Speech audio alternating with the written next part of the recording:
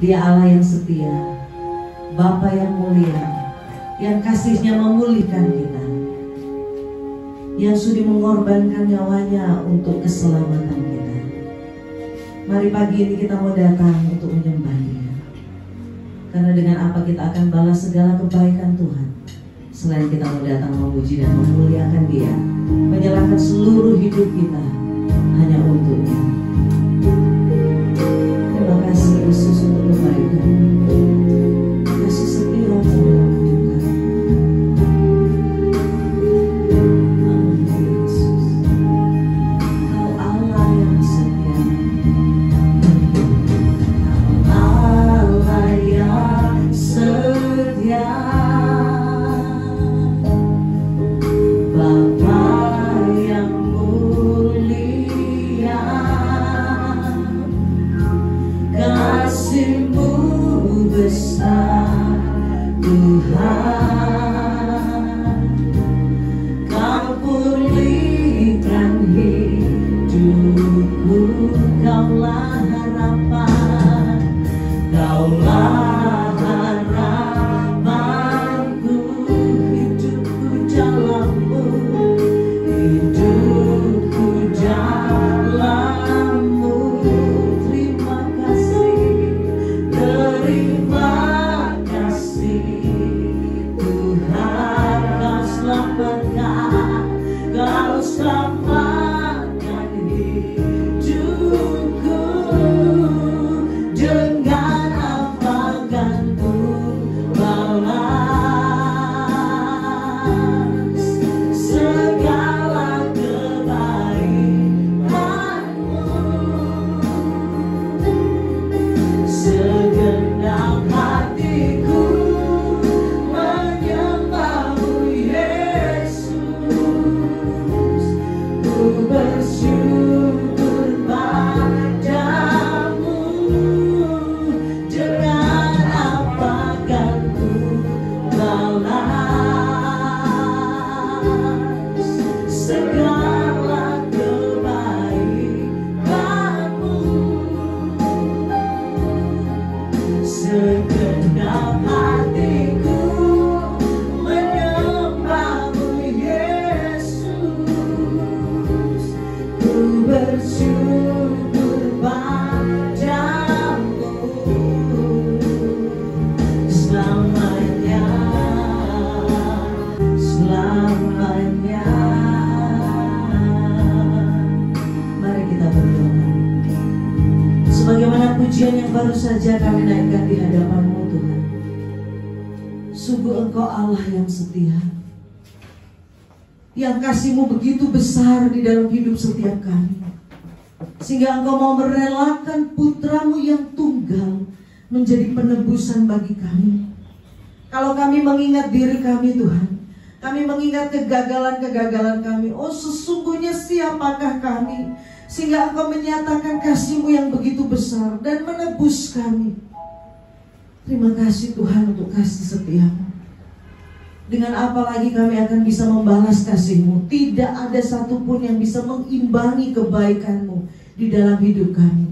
Karena itu pagi ini kami umat yang telah Engkau tebus, kami rindu untuk bersekutu bersama, memuliakan-Mu, memuji-Mu, membesarkan-Mu, mengalami-Mu secara pribadi. Dan karena itu kami menyerahkan seluruh jalannya ibadah minggu Gereja Kemah Injil Indonesia Jemaat Misi Manado, biarlah dari awal sampai berakhirnya nanti boleh jadi hanya di dalam nama Bapa, Putra, dan Roh Kudus.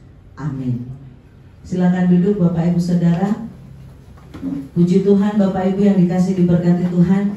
Kasih setia Tuhan terus nyata di dalam hidup setiap kita yang percaya kepadanya. Amin.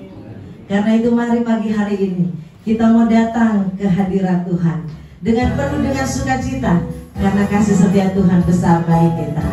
Allah kita senantiasa setia.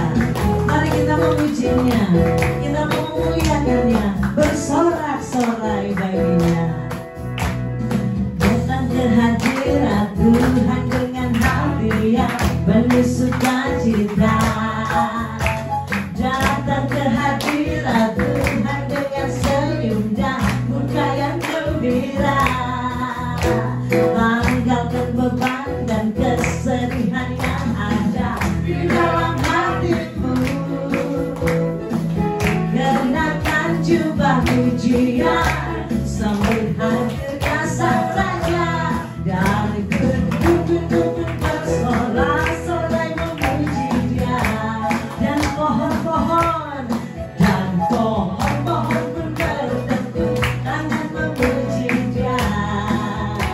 Sekalian kita di sini bertemu dan memuji Dia.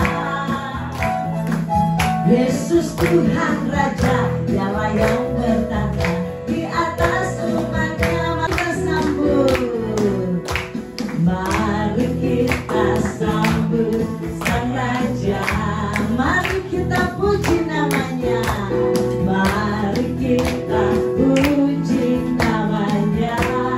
Dia yang maha mulia, Dia yang maha mulia, Dia yang maha kuasa. Yesus, Yesus, Yesus namanya. Puji Hosana, puji Hosana, puji Hosana, puji Hosana, mulia namanya. Puji Hosana, puji Hosana, puji Hosana, puji Hosana, mulia, mulia namanya, mulia, mulia namanya, mulia namanya. Berkemuliaan Tuhan. Bapak Ibu Saudara, mari saat ini kita akan menaikkan doa syafaat di hadapan Tuhan. Mari kita berdoa. Bapa kami di sorga, kami datang padamu pagi hari ini Tuhan. Kami sungguh bersyukur untuk campur tangan Tuhan di dalam hidup kami, yang memungkinkan kami boleh ada pagi hari ini, di hari Minggu yang terakhir di bulan September tahun 2020. Kami bersyukur karena kami percaya Engkau tidak pernah meninggalkan kami sendiri, termasuk hari ini. Karena itu kami mau menghampiri tata kasih karunia-Mu, memohon campur tangan-Mu bagi dunia, bahkan juga bagi Indonesia, secara khusus untuk pandemi yang saat ini masih kami alami. Oh Tuhan, kami mohon belas kasihan-Mu, supaya Engkau dalam waktu-Mu yang terbaik mengizinkan pandemi ini boleh berakhir.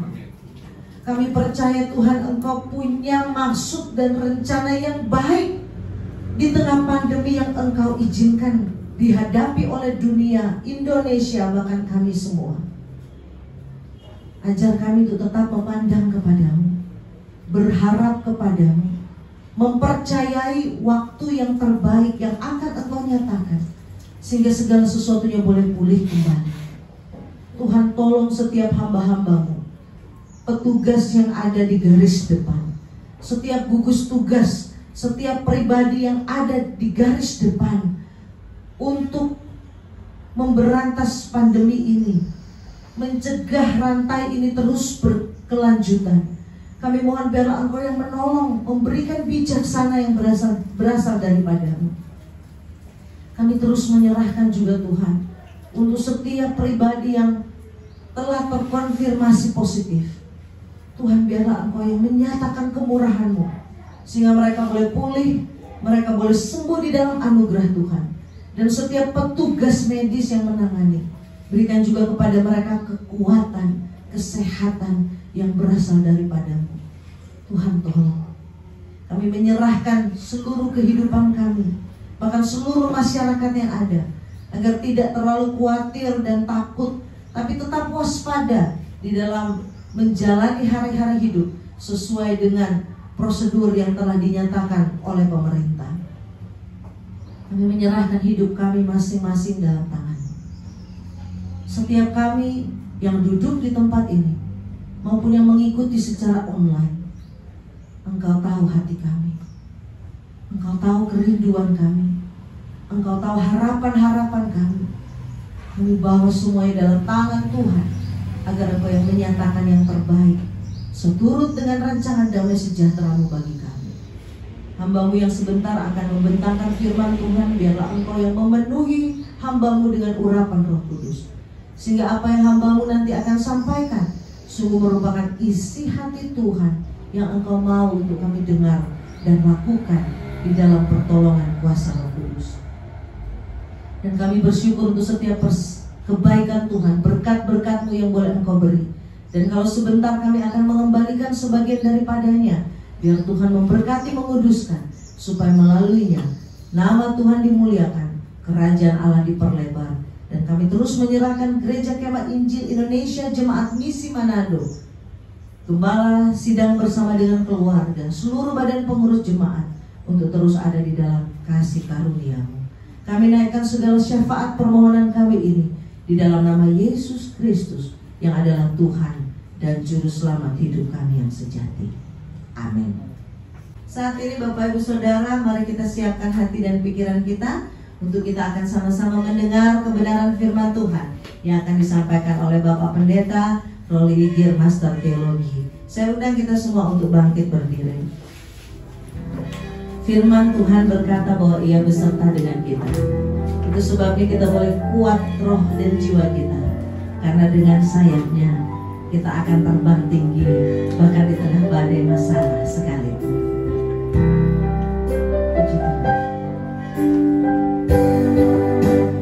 Firman-Mu berkatakan besertaku,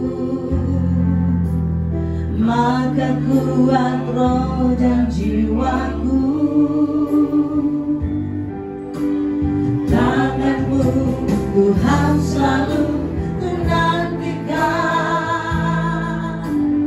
di setiap langkah ku percaya firman-Mu. Firman-Mu berkatakan besertaku, maka kuat roh dan jiwaku.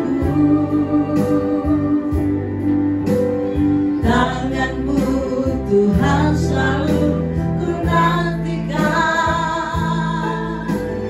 di setiap langkah ku percaya. Dengan sayap-Mu ku akan terbang tinggi, di tengah badai hidup ku tak menyerah. Kau kekuatan dan perlindungan bagiku, pertolonganku di tempat maha tinggi. Saya persilakan kepada Pak Pendeta. Aku berserah, aku dan kita, Kau yang ku sembah, Yesusku, Rajaku. Kita berdoa. Kami bersyukur Bapa, kami ada di tempat ini untuk belajar firman. Kami sadar kami butuh pemahaman demi pemahaman yang berasal dari Tuhan untuk membuat kami mengerti apa yang menjadi kehendak Allah, apa yang menjadi rancangan Tuhan dalam hidup kami. Kami serahkan waktu ini dalam kemurahan. Dalam nama Tuhan Yesus kami berdoa dan bersyukur. Amin. Puji Tuhan, silakan duduk Bapak Ibu Saudara. Berhubung pengkhotbah hari ini ada halangan secara tiba-tiba, jadi saya ditembak oleh gembala untuk tidak mati Bapak. Ya, mari kita buka langsung di dalam Matius pasal yang kelima. Matius pasal yang kelima ayat yang ke-17. Sebenarnya kita akan baca panjang, tapi saya mengajak kita untuk baca 2 ayat saja. Jadi Matius pasal 5 ayat 17 harusnya sampai ayat yang ke-48. Ya, jadi dari 17 sampai 48 karena itu konteksnya. Tetapi kita tidak akan baca semuanya, kita baca ayat 17 dan 48 saja. Kita baca sama-sama Matius 5 ayat 17 dan 48. 1, 2, 3. Janganlah kamu menyangka bahwa aku datang untuk meniadakan hukum Taurat atau kitab para nabi. Aku datang bukan untuk meniadakannya, melainkan untuk menggenapinya. 48. Karena itu haruslah kamu sempurna, sama seperti Bapamu yang di sorga adalah sempurna. Jadi Bapak Ibu Saudara, perikop ini adalah perikop yang dikhotbahkan Tuhan Yesus pada saat ia berkhotbah atau menyampaikan kebenaran di atas bukit. Ada banyak tema-tema yang Yesus sampaikan. Salah satunya adalah tema mengenai Taurat. Kenapa? Ya, di dalam konteks ini Yesus Kristus ingin mengembalikan hukum Taurat kepada kualitas yang sebenarnya. Kenapa? Karena orang-orang Farisi, orang-orang ahli Taurat, dan orang-orang Saduki sudah merendahkan kualitas Taurat. Jadi seolah-olah Yesus datang untuk memberitahu kepada mereka bahwa selama Taurat dinyatakan oleh Allah kepada Musa, itu telah diturunkan kualitinya oleh ahli Taurat dan orang Farisi. Makanya kehidupan ibadah orang-orang Yahudi pada saat itu lebih kepada respon lahiriah. Jadi saudara-saudara, di dalam konteks yang sedang kita baca, Yesus sedang menaikkan atau mengembalikan kualitas daripada hukum itu sendiri. Ya, karena kita kan manusia, senang sekali menurunkan kualitas yang Tuhan berikan. Ya, entah secara sengaja atau tidak sengaja. Tapi ini terang-terangan Yesus menyatakan kepada mereka. Bahkan di dalam ayat 17 Dia menyatakan bahwa aku tidak meniadakan Taurat. Sebenarnya istilah ini memiliki makna bahwa hukum dalam perjanjian lama itu adalah hukum yang mana pada saat dalam perjanjian baru terjadi yang namanya suatu perubahan perjanjian. Makanya melalui Yeremia Allah pernah memberikan suatu pernyataan untuk membuat bahwa aku akan mengadakan perjanjian baru dengan umatku. Tetapi ini sering disalahpahami oleh orang-orang yang hidup di era saat ini. Seolah-olah perjanjian lama itu sudah tidak boleh kita pakai. Seolah-olah kita sudah mulai bebas berbuat dosa. Tuh kita ada di bawah kasih karunia, seperti Yohanes pasal 1 ayat 17. Hukum Taurat datang melalui Musa, tapi kasih karunia datang melalui Yesus Kristus. Disinilah muncul yang namanya suatu radical grace, yang berpikir bahwa karena Taurat sudah dihapuskan, maka mari kita hidup dengan kualitas yang biasa saja. Toh kita diselamatkan karena anugerah. Nah, ini cacat teologi. Jadi saudara-saudara, faktor ini sudah dimulai oleh orang-orang Farisi pada saat itu, menurunkan derajat atau kualitas daripada firman Allah. Padahal kalau mau pikir, ahli Taurat itu adalah suatu, jadi orang Yahudi kan punya 4 mazhab. Mazhab ahli-ahli Taurat, mazhab Farisi, mazhab Saduki, dan mazhab Eseni. Kalau mazhab Eseni ini adalah mazhab yang disebut bidat oleh orang Yahudi. Kalau kita kepada penyesat-penyesat tapi masih Kristen, begitulah ya. Mazhab ahli Taurat apa fungsinya? Tugas mereka adalah meneliti Taurat secara teologis sampai ke dalam-dalamnya. Mereka ini teolog orang Yahudi. Sedangkan mazhab Farisi, apa itu Farisi? Farisi kan artinya terasing. Maksudnya mereka mengasingkan diri untuk meneliti aturan-aturan daripada Taurat. Tujuannya apa? Mau mempraktekkan itu. Sebenarnya ini bagus. Mereka mau praktekkan tuntutan hukum Taurat ini secara detail. Makanya mereka ini bahkan kalau mau ke pasar itu tidak boleh sentuh dengan orang yang berdosa. Mereka rasa itu najis. Nah ini kan yang dirombak oleh Tuhan Yesus. Makanya pada waktu pelacur datang kepada Yesus, mereka kaget. Kok kamu yang dikatakan anak Allah mau bersentuhan dengan pelacur? Yesus merubah konsep. Selama ini you salah di dalam memahami Taurat. Karena orang Farisi ini mengasingkan diri, hanya artinya mereka memisahkan diri atau mengkhususkan diri untuk menjalani hidup secara suci. Tapi sayangnya mereka lakukan ini secara lahiriah saja. Hati mereka, Yesus mengatakan, mulut kalian ini itu memuliakan Allah, tapi hatimu jauh daripadaku. Wah, ini kritikan yang keras. Itulah Farisi. Kelihatan mereka beribadah, mereka berdoa panjang-panjang di pasar-pasar untuk menunjukkan kami orang suci, jangan sentuh kami. Ini Farisi punya kelakuan. Sedangkan orang Saduki ini mazhab daripada satu kelompok keagamaan orang-orang Yahudi yang sebenarnya sudah lebih kepada politik. Mereka tidak terlalu pengaruh dengan Taurat, dengan bagaimana menjalankan. Bahkan mereka tidak percaya adanya malaikat. Mereka tidak percaya adanya neraka. Ini orang Saduki ini kalau mau disamakan dengan sekarang, orang-orang yang beragama tetapi sebenarnya hatinya sudah di politik, sudah tidak terlalu tahu lagi. Makanya mereka bergabung dengan Romawi ini.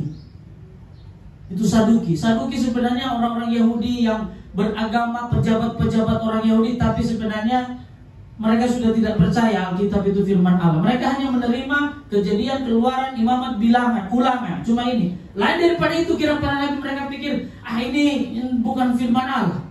Lagian kami tidak percaya juga apa itu neraka. Itu neraka tidak ada. Begitu, itu sudah ada. Kalau mazhab Eseni, tulisnya Esene, itu bidat. Mereka sudah dianggap bidat. Nah, Taurat pada zaman itu sudah direndahkan kualitasnya oleh ahli-ahli Taurat, oleh orang-orang Farisi, rendah sekali sampai mereka, misalnya contoh Bapak Ibu Saudara, ya, di dalam hal perzinahan misalnya, ya, bagi mereka berzina itu begini, kalau ada kontak body, ya, kalau ada kontak fisik baru zina. Yesus bilang tidak begitu zinahnya. Kau lihat lawan jenismu dan terjadi suatu hasrat yang bergelora dalam pikiranmu, itu sudah berzina. Yesus naikkan. Kalau pikir naikkan tidak juga, kembalikan gitu. Sudah diturunkan. Saudara-saudara, itu sebabnya Yesus katakan, coba kita lihat Bapak Ibu, ayat yang ke-20.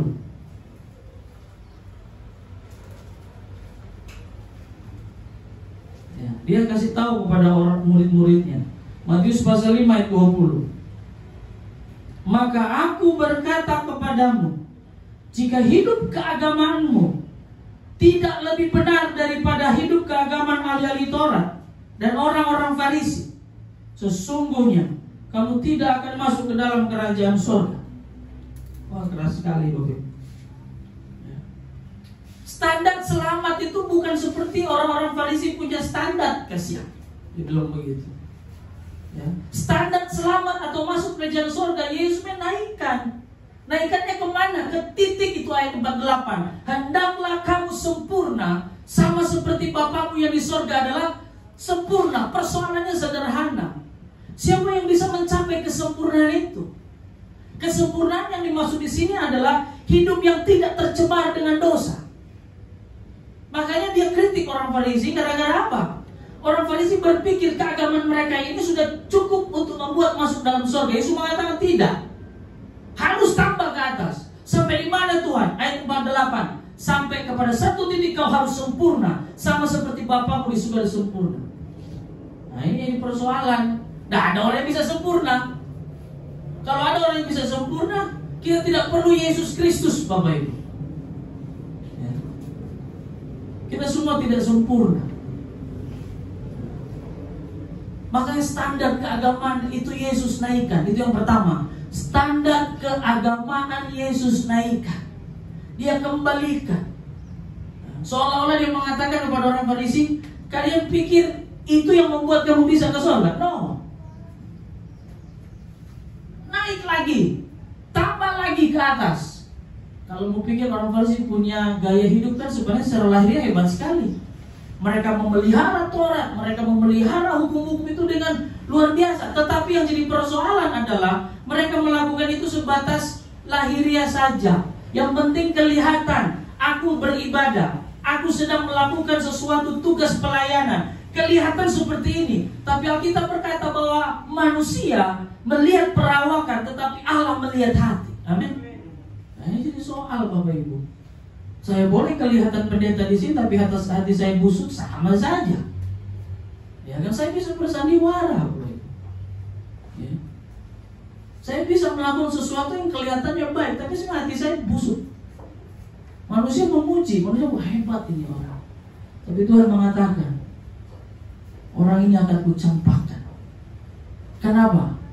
Allah selalu menggali nurani kita. Di mana nurani kita? Apakah sesuai dengan apa yang menjadi standar Tuhan?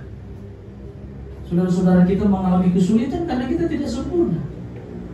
Itu sebabnya Allah mengutus Yesus Kristus untuk menanggung segala hal yang harusnya kita tanggung. Tapi daging kita tidak sanggup. Maka dilakukan oleh Allah supaya apa yang Yesus lakukan itu diperhitungkan kepada kita sebagai orang yang tidak pantas untuk masuk dalam kerajaan sorga. Itu dikonfirmasi langsung oleh Rasul Paulus dalam Roma pasal 8. Ya, boleh minta tolong satu orang baca Roma pasal 8 ayat 3 dan 4. Minta tolong satu orang untuk baca dengan keras. Roma pasal 8 ayat 3 dan 4.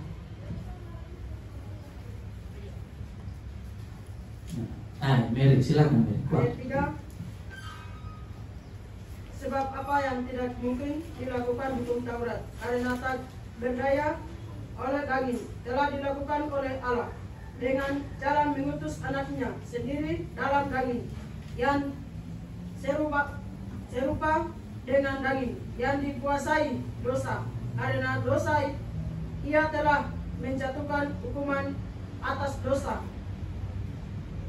di dalam daging. Ayat 4, supaya tuntutan hukum Taurat digenapi di dalam kita. Stop sampai situ saja. Supaya tuntutan hukum Taurat apa? Digenapi di dalam kita. Ini secara gramatikal ini kata kerja pasif. Bukan kita yang lakukan itu. Tuntutan Allah adalah perfect. Tidak boleh rendah. Orang Farisi rendah, kan semua naik. Tapi Tuhan kami tidak bisa. Itu sebabnya Allah mengutus Yesus Kristus menanggung harusnya kita tanggung, memenuhi yang harusnya kita penuhi. Tapi apa boleh buat? Daging kita tidak sanggup. Maka yang lakukan itu adalah Yesus Kristus. Dia memenuhi seluruh tuntutan hukum itu. Supaya apa? Supaya orang yang percaya kepada Dia itu terhitung sebagai pribadi yang telah memenuhi seluruh sistem hukum Taurat. Tapi tidak berarti bahwa setelah kita dalam anugerah, maka kita mulai hidup sebebas mungkin, mau-maunya kita. Hanya ada dua orang yang hidup dalam anugerah. Pertama, yang satu memanfaatkan anugerah Allah untuk hidup dengan dosa. Yang satu menaikkan syukur kepada Allah dengan meresponi anugerah itu untuk hidup dengan beres. Ya, kalau kita sudah mengerti anugerah Tuhan, mana mungkin kita bermain-main dengan dosa. Sama dengan kita menerima kebaikan dari orang tua. Luar biasa baiknya. Masa kita mau balas yang tidak beres? Ya. Kalau sampai kita sudah mengerti, sudah menerima kemurahan Tuhan, mengerti kemurahan Tuhan itu, lalu kita bermain-main dengan dosa, ada yang salah dengan pikiran kita, ada yang salah dengan hati kita. Hanya dua kemungkinan, kita lagi gila atau memang sengaja mempermainkan Tuhan. Jadi saudara-saudara, makanya dalam Matius pasal 5 ini ayat 17 sampai 48, Yesus benar-benar mengorek semua. Dia naikkan standar keagamaan, standar moral. Coba Bapak Ibu Saudara saya baca di dalam ayat yang ke-30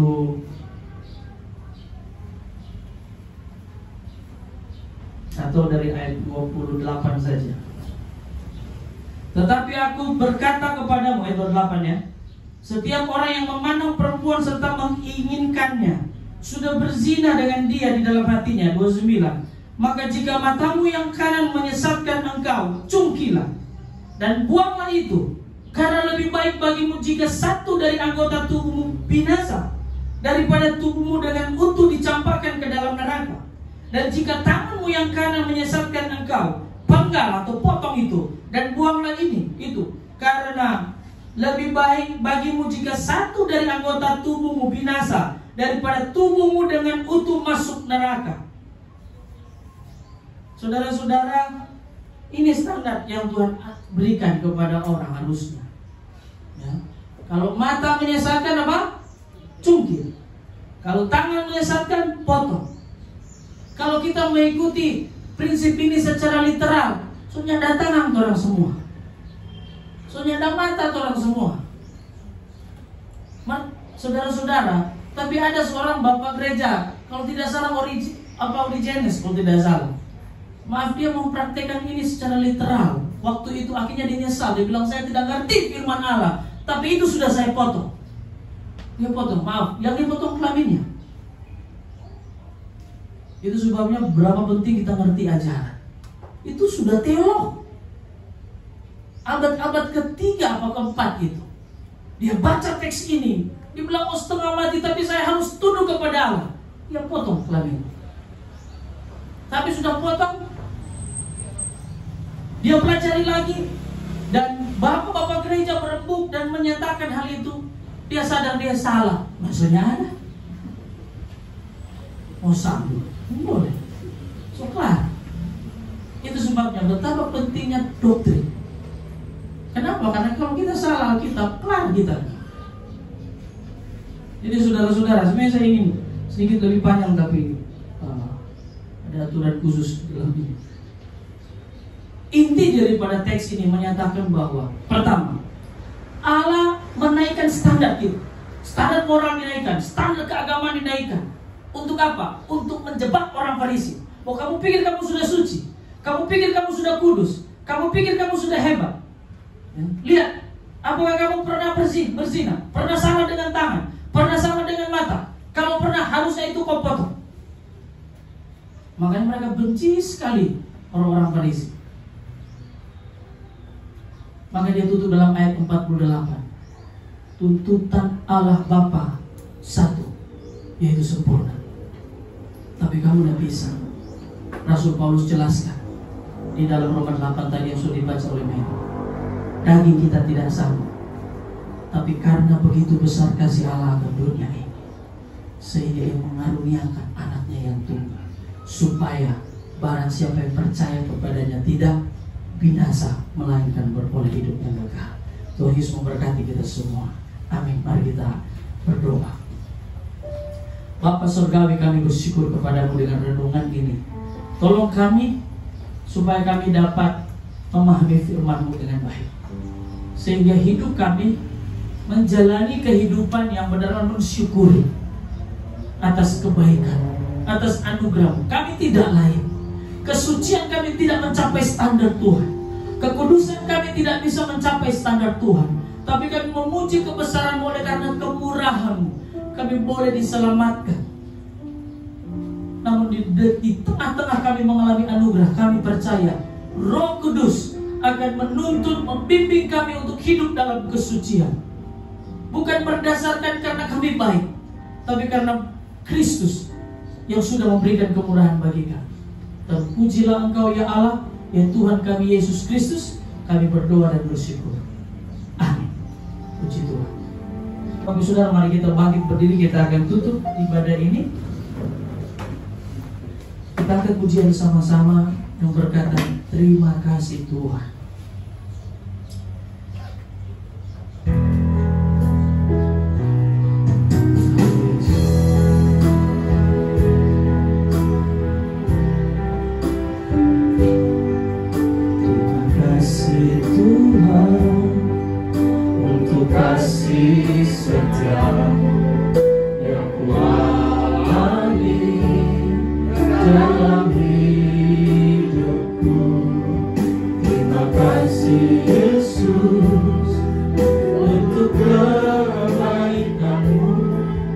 Sepanjang hidupku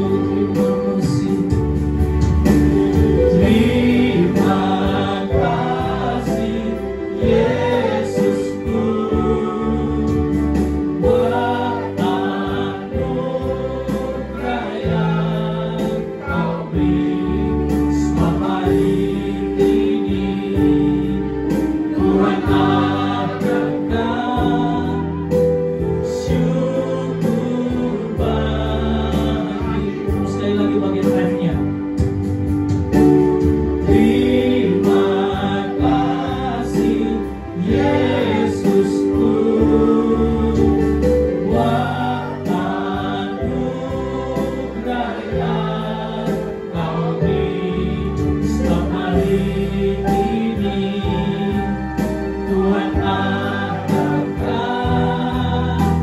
syukur bagimu. Kami menaikkan ucapan syukur kepadamu ya Allah, Bapa kami di dalam anak Yesus Kristus, sehingga kami boleh ada di tempat ini, boleh merenungkan firman-Mu, dan pada saat sebentar kami akan kembali ke tempat kami masing-masing, menjalani profesi kami masing-masing. Tolong kami untuk hidup secara baik di dalam keadaan yang dipimpin oleh Roh Kudus, agar hidup kami memuliakan Tuhan. Tolong kami supaya kami boleh memancarkan kemuliaan Allah dimanapun kami berada, terlepas dari kelemahan kami sebagai manusia yang tidak luput dari kesalahan. Kami berterima kasih kepadamu ya Tuhan. Dan biarlah kasih karunia dari Allah Bapa yang merencanakan keselamatan melalui Yesus Kristus, yang telah menggenapi keselamatan itu di atas kayu salib, dan pemeteraian Roh Kudus diberikan kepada setiap orang yang percaya, menyertai kita semua dari saat ini terus menerus sampai Yesus Kristus datang kedua kali. Amin. Puji Allah, pohon berkat. Puji Allah, pohon berkat. Puji Dia segenap bumi, di surga pun memuji-Mu. Bapa, Anak, dan Roh Kudus. Amin.